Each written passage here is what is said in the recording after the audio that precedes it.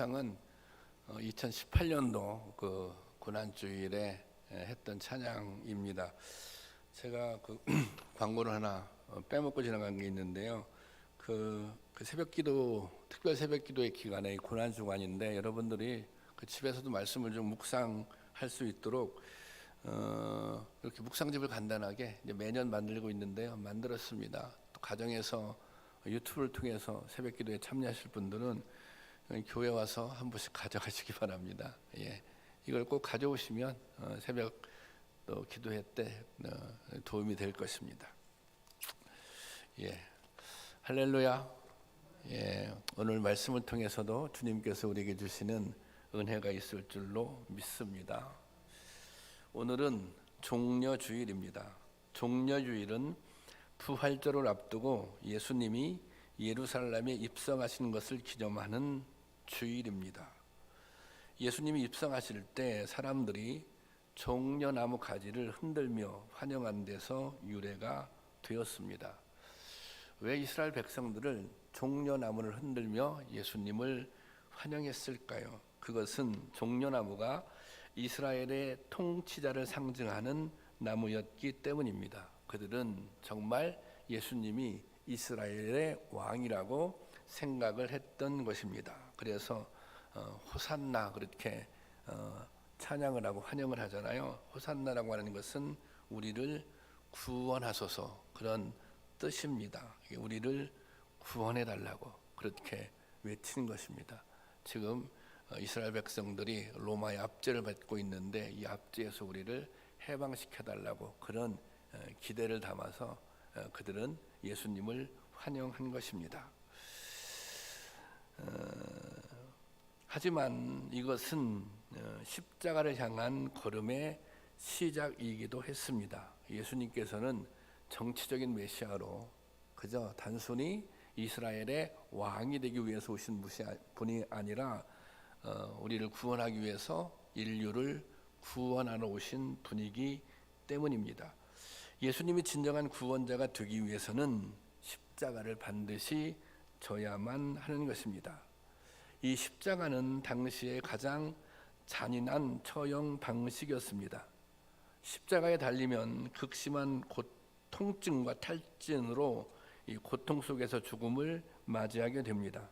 보통 십자가에 달리면 3일 정도, 그러니까 3일 정도 고통을 계속 느끼는 거예요. 3일 정도 계속 공포를 느끼는 거예요. 이제 그러다가 죽게 되는 것이거든요.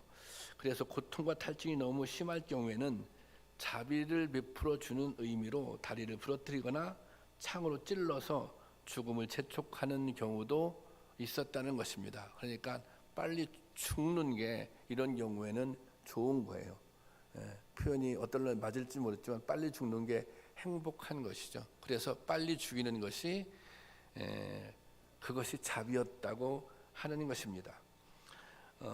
패션 오브 크라이스트라고 하는 영화가 있습니다. 우리가 여러분도 다 봐서 아시겠죠? 촬영할 당시 예수님의 역을 담당했던 배우가 제임스 카비젤입니다. 한번 그거 보여주시죠. 지금 그 포스터인데요. 저 안에 있는 그 주인공이 제임스 카비젤입니다. 그는 연기임에도 불구하고 어깨가 탈골되고 폐에 쇼크가 왔으며 죽음의 위기를 느꼈다고 했습니다. 연기를 하는, 십자가를 지는 그런 연기를 하는 도중에 그랬다는 것입니다.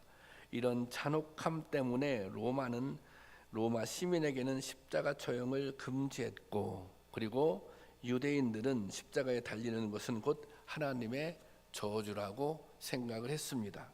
그런데 바울은 이러한 십자가를 자기의 유일한 자랑이라고 고백하고 있습니다. 이제 화면을 좀 내려줄래요? 이런 십자가, 이런 이 잔혹함의 상징, 수치와 치욕의 상징인 십자가를 바울은 자기의 유일한 자랑이라고 고백하고 있다는 것입니다. 오늘 본문 16절에 보면 이렇게 고백하죠. 다 한번 볼까요? 이 16절.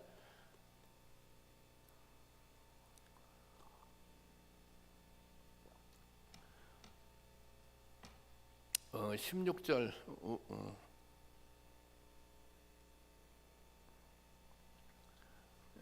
그러나부터. 자, 그러나 그것입니다. 여기 보면 그러나 제가 볼게요. 앞부분만. 그러나 내게는 우리 주 예수 그리스도의 십자가 외에 결코 자랑할 것이 없으니, 이제 그렇게 말하고 있습니다. 바울의 이 고백이 고난 주간에 우리에게 주시는 은혜가 있을 줄로 믿습니다. 오늘 우리가 읽은 본문은 바울이 갈라디아 교회에 쓴 편지입니다. 당시 갈라디아 교회는 거짓 교사들에 의해 심각한 위기를 맞고 있었습니다. 이 거짓 교사들은 예수 그리스도를 믿는 것만으로는 구원을 받기에 부족하다고 주장합니다.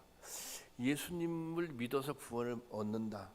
그러니까 믿기만 하면 된다는 거 아니에요. 근데 이 거짓 교사들은 그것 가지고는 너무 부족하다는 거예요.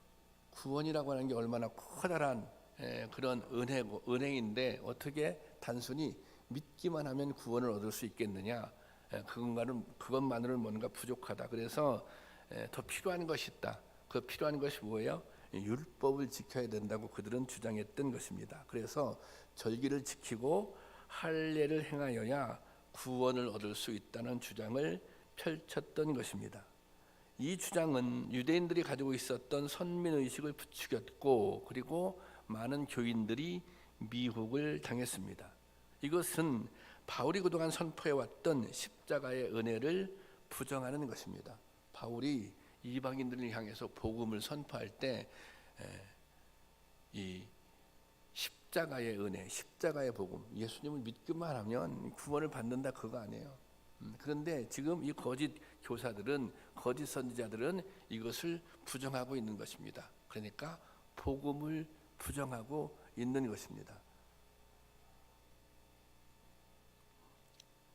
당시 그 갈라디아 교회는 크게 성도들이 두 부류가 존재했습니다. 한 부류는 유대교에서 기독교로 개종한 사람들입니다. 원래는 유대교 신자였었는데 기독교로 개종하는 거죠. 그 대표적인 사람이 누구예요? 바울이 그 대표적인 사람입니다. 바울은 뭐 철저한 이제 유대교인이었었는데 기독교로 개종한 것이죠. 그리고 이방 지역에 살고 있었던 사람들이 이제 그 바울이 전한 복음을 받아들이고 기독교인이 된 거예요. 이 두 부류의 성도들이 있었는데 유대교에서 개종한 사람들은 이 거짓 선지자들의 주장에 이제 쉽게 동조를 했던 것입니다. 바울은 그 어느 때보다 단환어조로 이러한 행태를 책망합니다. 그리고 구원은 인간의 조건이나 행위가 아니라 오직 예수 그리스도의 십자가를 통해서만 얻을 수 있다고 강력하게 선포하고 있습니다. 예수님의 십자가는 하나님이 열어주신 유일하고 완전한 구원의 통로인 것입니다. 바울은 이 사실을 분명히 선포하며 자신을 예로 들어서 설명하고 있는 것입니다. 지금 갈라디아 교회 성도들이 처음에는 믿음만 있으면 우리가 구원을 받을 수 있어, 이런 생각을 가지고 있었는데 이 거짓 선지자들의 미혹에 넘어가서 이게 우리가 율법도 지켜야 되는 거 아니야? 할례도 해야 되는 거 아니야? 절기도 잘 지켜야 되는 거 아니야? 뭐 이렇게 지금 혼란이 일어나게 된 것입니다. 이 사실 바울은 인간적인 조건을 들자면 이 거짓 선지자들 못지않게 자랑할 게 많은 사람입니다. 빌립보서 3장 5절 말씀 볼까요? 3장 5절 말씀 다 같이 읽어보겠습니다. 시작. 나는 8일 만에 할례를 받고 이스라엘의 족속이요 베냐민 지파요 히브리인 중에 히브리인이요 율법으로는 바리새인이요. 6절까지 한번 보겠습니다. 6절 시작. 열심으로는 교회를 박해하고 율법의 의로는 흠이 없는 자라 그랬습니다. 이 말은 좋은 가문에서 태어났다는 거예요. 또 좋은 학교를 다녔다는 거예요. 그리고 이 바울은 당시 사람들이 부러워했던 로마 시민권도 가지고 있었습니다. 그리고 율법을 지키는, 율법의 의로 따지자면 흠이 없는 사람이었습니다. 철저하게 율법을 지켰다는 것입니다. 이 바울은 그때는 사울이죠. 미래도 보장되어 있던 젊은이였습니다. 그런데 이런 사울이 다메섹 도상에서 예수님을 만납니다. 어떤 과정에서 예수님을 만나요? 여기 보면 6절에 보면 열심으로 박해했다고 그러잖아요. 그는 하나님을 믿는 믿음으로 기독교인들을 박해했던 거예요. 그 박해하러 가다가 예수님을 만나요. 예수님을 만나서 은혜를 경험하게 됩니다. 만난 다음에 이제 이렇게 고백해요. 8절 말씀입니다. 빌립보서 8절. 여기 3장 8절 다 같이 보겠습니다. 시작. 또한 모든 것을 해로 여김은 내 주 그리스도 예수를 아는 지식이 가장 고상하기 때문이라. 내가 그를 위하여 모든 것을 잃어버리고 배설물로 여김은 그리스도를 얻고. 이렇게 고백합니다. 내가 모든 것을 해로 여김은, 여기서 모든 것이라고 하는 것은 바울이 그동안 자랑했던 그런 뭐 좋은 가문에서 태어났고 또 뭐 좋은 이 공부를 했고 뭐 이런 것들이죠. 율법을 잘 지키고 이런 것들. 그 모든 것들보다 예수 그리스도를 아는 지식이 가장 고상하다는 거예요.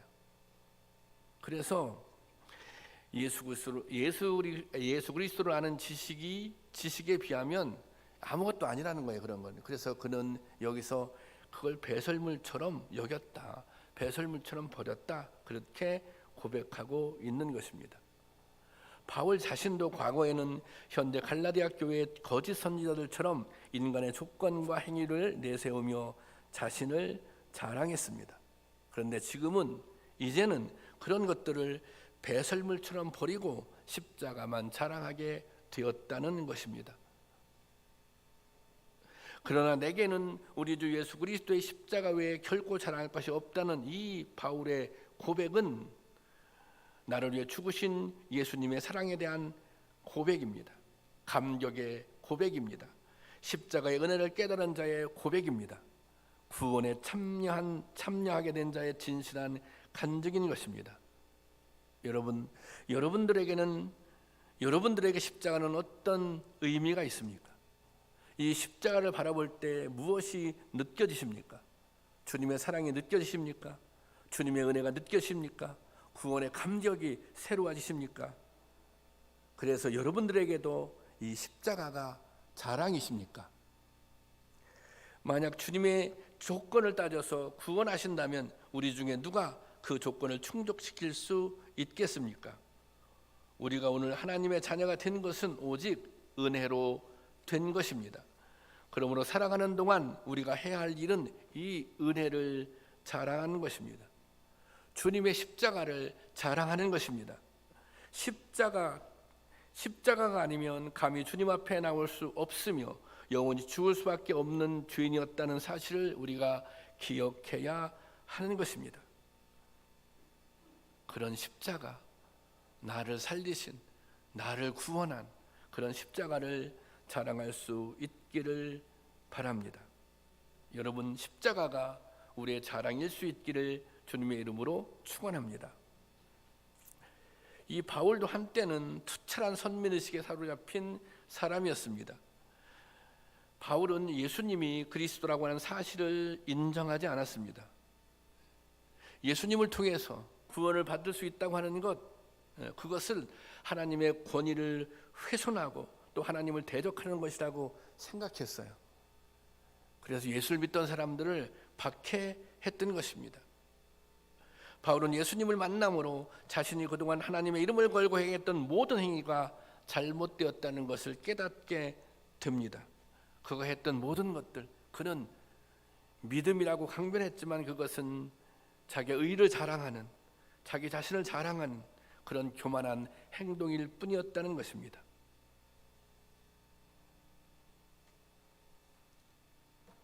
그래서 바울은 이런 고백을 갖습니다. 그래, 그렇다면 나도 그리스도의 십자가에 못 박히는 삶을 살기를 소원하게 된 것입니다. 바울이 십자가에서 철저히 자신을 부정하게 되는 거예요.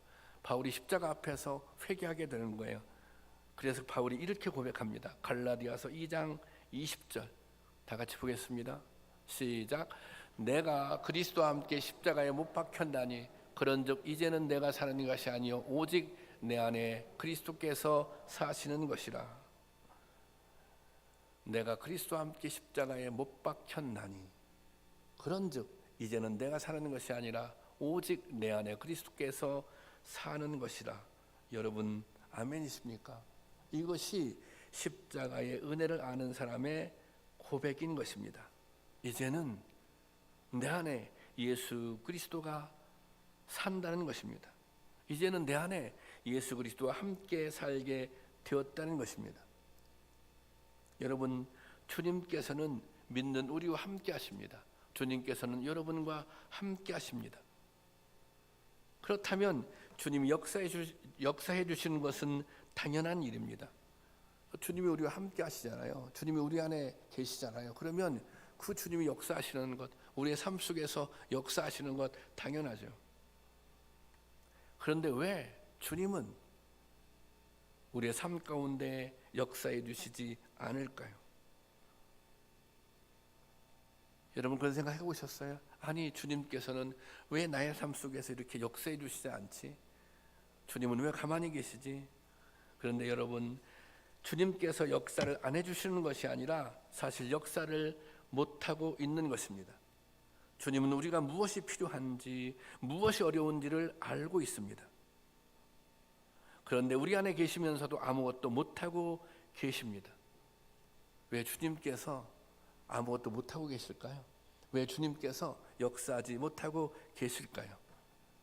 그것은 마치 우리가 주님을 모신다고 얘기하고 있지만 마치 손님처럼 모시고 있기 때문입니다. 우리는 예수님을 주님이라고 고백합니다. 주님이라는 고백은 예수님이 내 삶의 주인이라는 고백이에요. 예수님이 내 삶의 주인이세요. 예수님이 내 삶의 주인이세요. 그냥 이렇게 방문자가 아니에요. 손님이 아니에요. 하지만 많은 그리스도인들이 예수님을 주님으로 고백하면서도 실제는 자기 마음대로 살아갑니다. 예수님이 주인이라면 주님의 뜻을 받들어 살아가야 되는 거 아닙니까? 그런데 우리는 예수님이 주님으로 고백하면서 자기 하고 싶은 대로 자기 뜻대로 살아간다는 것입니다. 일상생활은 물론 신앙생활에 있어서도 자기가 하고 싶은 대로 하는 것입니다. 우리가 말씀을 보고 예배를 드리고 기도를 한다고 하지만 그 이면을 들여다보면 내가 하고 싶은 대로 하고 있는 거예요. 그러니 주님께서 역사하실 수 없는 것입니다. 주님이 우리 가운데 계시면서 역사하실 수 있는 가장 중요한 조건, 그분이 정말 우리의 주님이 되시면, 우리 삶의 주님이 되시면, 주인이 되시면 역사가 일어나게 되어 있는 것입니다. 여러분들은 진정으로 예수님이 나의 주님이라고, 내 삶의 주인이라고 고백하십니까? 그런 고백 여러분 가운데 있습니까? 그렇다면 한 가지 더, 왜 예수님이 우리 삶의 주인이 되시지 못할까요? 그것은 우리 자신이 주인 노릇하기 때문입니다. 다시 말하자면 우리 자아 때문입니다. 우리 자아가 죽지 않았기 때문입니다. 내가 죽지 않으면, 우리 자아가 죽지 않으면 주님이 우리 삶의 주인일 수가 없는 것입니다. 그리스도인이라면 신앙생활을 하는 동안 나름대로 경건하게 살기 위해 노력을 해보았을 것입니다. 때로 성질도 이겨보려고 하고 나쁜 습관, 분노, 혈기, 시기하는 마음, 이런 것들을 이겨보려고 시도했을 것입니다. 하지만 많은 분들이 내가 노력했는데, 내가 결심했는데 또 실패했구나, 이런 경험을 가지고 계실 것입니다. 저에게도 그런 경험이 있습니다. 그런데 바울은 오늘 본문에서 이렇게, 오늘 보면 14절에서 이렇게 선포합니다. 이렇게 말씀합니다. 제가 세 번역으로 올려놓은 거 한번 보세요. 세 번역으로 14절 세 번역 제가 보겠습니다.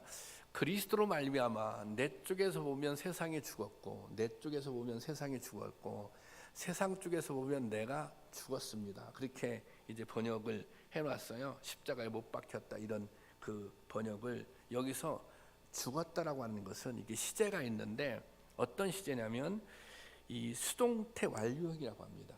원어를 보면 수동태라고 하는 것은 내가 스스로 한다고 하는 걸 능동적으로 한다고 그러잖아요. 그러니까 내가 스스로 할 수 있는 게 아니에요. 완료형이라고 하는 건 다 끝났다는 것입니다. 그러니까 여기서 죽었는데 자신의 의지로 일어난 일이 아니라 뭔가 다른 힘이 작용해서 죽게 되었다는 것입니다. 죽었는데 어떻게 죽었는데 그것이 이미 죽었다는 거예요. 이미 내가 십자가 못 박혀 죽게 되었다.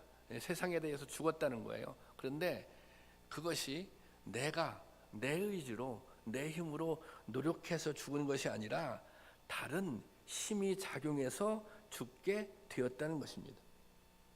여러분, 이 말 뜻이 무엇입니까? 이 말의 뜻은 십자가의 은혜를 경험하는 순간 성령의 역사에 의하여 자신도 죽는 역사를 경험하게 되었다는 것입니다. 이게 죽는다고 하는 것은, 내가 죽는다고 하는 것은, 자아가 죽는다고 하는 것은 이게 노력으로 되는 것이 아니라 내가 십자가의 은혜를 경험했을 때, 야, 주님께서 정말 나를 위해서 십자가에 못 박혀 돌아가셨구나라고 하는 믿음의 고백이 있을 때 세상을 향하여 내가 죽는 은혜를 경험하게 된다는 것입니다. 그래서 이 문제는 자신의 의지와 결단의 문제가 아니라 십자가의 은혜를 제대로 경험하면 그런 역사가 일어난다고 하는 것입니다. 그래서 갈라디아서 5장 24절 말씀에 보면 바울이 이렇게 고백하잖아요. 다 같이 한번 볼까요? 시작. 그리스도 예수의 사람들은 육체와 함께 그 정욕과 탐심을 십자가에 못 박았느니라. 그리스도의 사람들, 그리스도의 예수의 사람들은 뭐예요? 육체와 함께 무엇을? 그 욕심을, 그 탐심을 십자가에 못 박았다는 것입니다. 그래서 나는 죽고 그 다음에 뭐예요? 예수로 살아가는 거예요. 근데 여기 포인트는 내가 죽는 데 있지 않고 내가 예수로 살아가는데, 그리스도로 살아가는데 주님이 내 삶 속에 역사하는 게 중요한 거예요. 그런데 그러기 위해서는 뭐예요? 내가 죽는 경험이 필요하다는 것입니다. 그래야 그런 내가 죽는 은혜, 내가 죽는 그런 고백이 있어야 진정으로 주님을 따라 살 수 있다는 것입니다. 우리가 신앙생활을 하다 보면 열심은 있는데 이 자아의 문제, 자신의 문제가 해결 안 된 분들이 있습니다. 가만히 보면 어느 교회든지 교회에서 문제를 일으키는 성도들은 대부분 열심 있는 분들입니다. 다 그런 건 아니지만 이분들은 오랫동안 교회를 위해 자신의 시간과 재물과 물질을 바친 사람들입니다. 그런데 그 열심 있는 성도들이 시험을 일으킵니다. 왜 그렇습니까? 열심히 하고자 하는 마음은 있지만 자아의 문제가 해결되지 않았기 때문입니다. 이 자아의 문제라고 하는 것이 무엇입니까? 그것은 내 생각이 옳다는 생각입니다. 내 생각이 옳아, 나의 경험이 옳아, 나의 판단이 옳아, 이런 생각입니다. 사실 가만히 들여다보면 우리는 습관적으로 자신이 옳다는 생각을 가지고 있습니다. 부부가 싸움을 하는 이유가 무엇일까요? 자신이 잘못했다고 하면서 싸우는 부부는 없습니다. 내가 잘못했는데 싸울 이유가 뭐가 있겠어요? 잘못했다 이러면 끝나는 거죠. 아내 이야기를 들어보면 남편이 잘못했고, 남편 이야기를 들어보면 아내가 잘못했어요. 이 자신이 옳다고 하는 자아가 갈등을 부추기는 것입니다. 교회 안에서 생기는 갈등도 마찬가지입니다.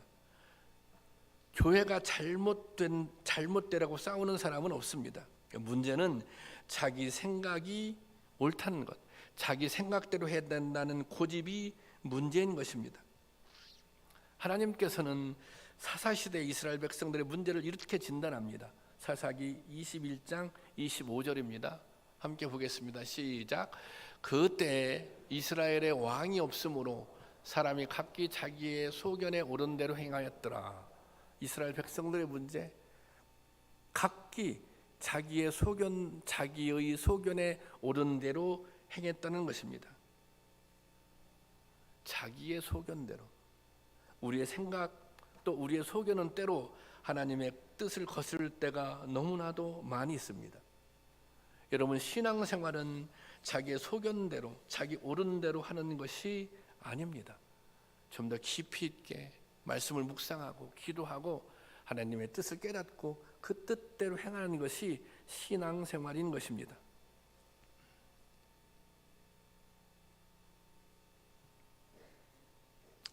여러분, 예수님의 역사를 방해하는 가장 큰 장애물은 자아의 문제입니다. 자아가 죽어야, 내가 죽어야 우리 안에 계신 예수님이 역사할 수 있습니다. 교회에서도 우리의 자아가 죽어야 예수님께서 진정한 교회의 주인으로 역사하실 수 있는 것입니다. 그런 은혜가 있기를 주님의 이름으로 축원합니다. 이 바울 사도가 갈라디아 교회 성도를 향해서 강력히 권면한 다음 이런 결론을 맺습니다. 갈라디아서의 결론이기도 한데요. 17절 말씀 보겠습니다. 17절 말씀. 다 같이 보세요. 시작. 이후로는 누구든지 나를 괴롭게 하지 말라. 내가 내 몸에 예수의 흔적을 지니고 있노라. 자, 이것을 제가 다른 번역서로도 올려놨는데요. 이걸 볼까요? 시작. 이제부터는 누구든지 나를 괴롭히지 마십시오. 내 몸에는 예수 그리스도의 낙인이 찍혀 있습니다. 이건 새 번역인데요. 여기선 흔적을 낙인으로 그렇게 번역을 해 놓았습니다. 저는 설교를 준비하면서 이 말씀이 정말 제 가슴에 와 닿습니다. 사실 지금 바울이 너무 괴롭습니다. 지금 이 교회를 어지럽히는 거짓 교사들 때문에 괴롭습니다. 그들은 바울이라는 십자가의 복음을 부정하고 있습니다. 또 이 사도성도 인정하지 않고 있습니다. 바울이 얼마나 힘들게 교회를 세웠습니까? 그런데 그 교회가 흔들리고 있습니다. 그러니까 바울이 괴롭죠. 그런데 바울은 이미 힘들고 지치고 괴롭습니다. 그래서 이 보세요.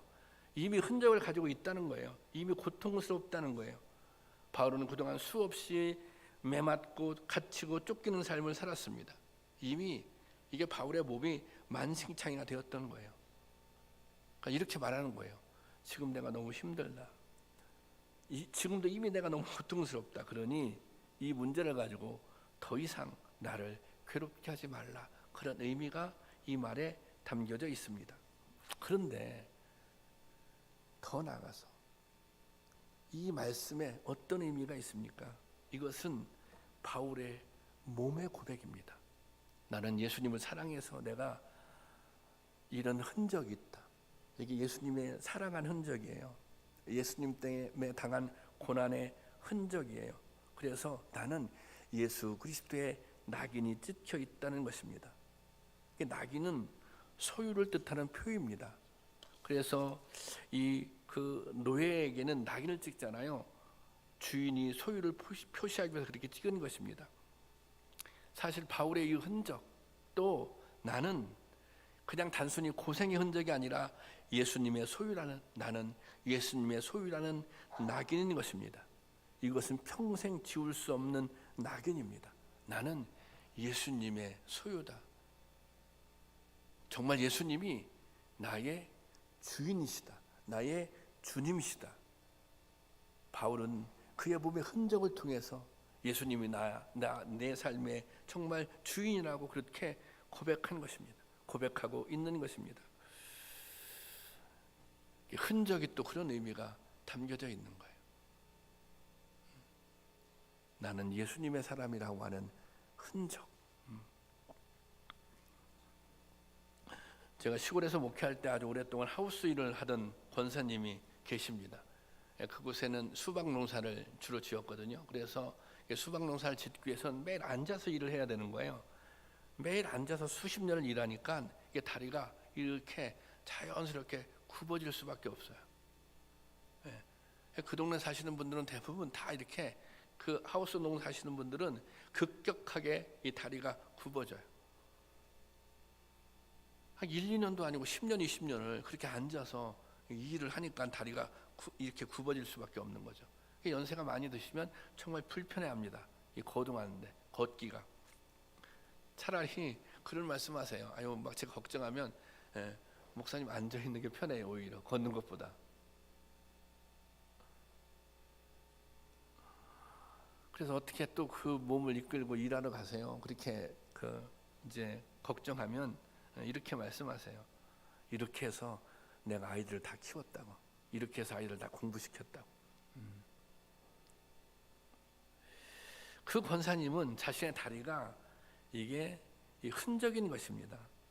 자식을 사랑하는 흔적. 예. 자신의 인생에 그것이 흔적인 것입니다. 여러분, 우리 삶에는, 우리 인생에는, 우리 신앙에는 어떤 흔적을 가지고 있습니까? 야고보 사도는 하도 기도를 많이 해서 무릎이 휘어져 낙타 무릎이라고 하는 별명을 갖게 되었다고 하죠. 정말 옛날 신실한 성도님들은 무릎이 휘었다는 거예요. 그 마룻바닥에서 무릎 꿇고 기도를 너무 오래 했기 때문에. 한 5년 전에 돌아가신 저희 집사람 외할머님이 계시거든요. 그분 기도를 참 많이 하시는 분이에요. 팔남매를 키우셨는데 그 외할아버지가 굉장히 일찍 돌아가셨어요. 집이 가난했는데 그러니까 얼마나 이제 힘들었겠어요. 그래서 그분이 하는 일, 가장 중요한 일은 일하는 거죠. 아이들을 키워야 되니까. 그리고 또 가장 중요한 일은 교회, 그 집이 교회 밑에 살았는데 이렇게 교회 기도하러 가는 거예요. 시간 나면 기도하러 가시는 거예요. 뭐 저녁이건 새벽이건. 그게 아주 중요한 일과예요. 그렇게 하나님의 도우심이 정말 절실했던 것입니다. 그분이 한 91세에 돌아가셨나 그랬는데 정말 다리가 많이, 무릎이 많이, 무릎에 정말 굳은뼈가 그렇게 있더라고요. 이게 그분의 흔적이에요. 내가 이렇게 기도했다. 내가 교회를 위해서 이렇게 기도했다.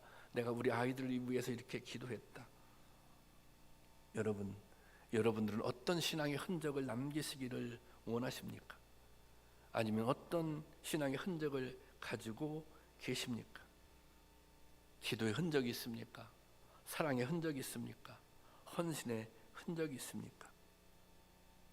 저는 우리 참기쁨 교회가, 이 교회가, 여러분들이 신앙생활하는 이 주님의 몸된 교회가 여러분들의 믿음의 흔적이 될 수 있기를 주님의 이름으로 축원합니다.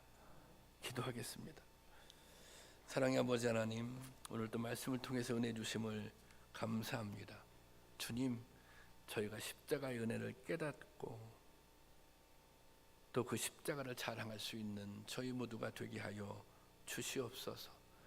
정말 십자가의 은혜를 깨달아서 우리의 욕심, 우리의 정욕도 십자가에 못 박는 은혜도 경험할 수 있도록 인도하여 주시옵소서. 진정으로 우리가 주님을 나의 주님이라고, 내 인생의, 내 삶의 주인이라고 그렇게 고백할 수 있는, 그래서 그 주님이 우리의 삶 속에서 끊임없이 역사하는 그런 은혜를 누릴 수 있는 저희가 되게 하여 주시옵소서. 예수님의 이름으로 기도하옵나이다. 아멘. 다 같이 일어나셔서 찬송가 151장 부르고 축도로